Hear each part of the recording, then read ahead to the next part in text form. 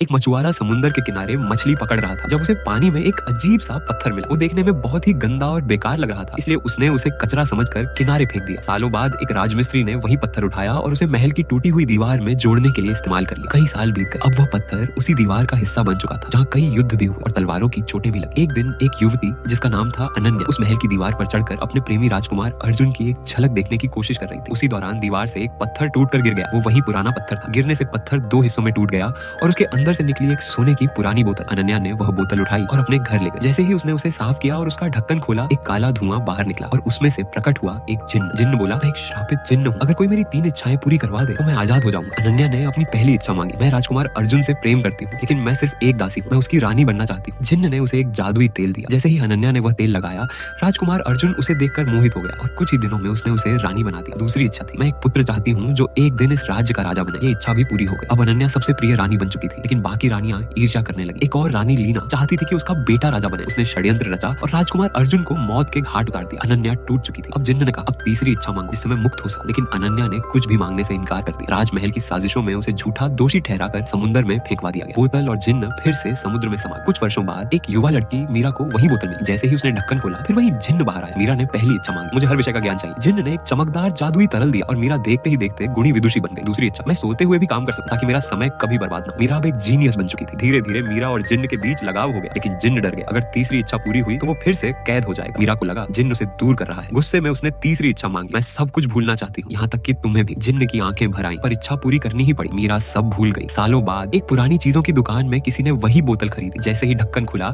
काला धुआं फिर से निकला और कहानी फिर से शुरू हो गई।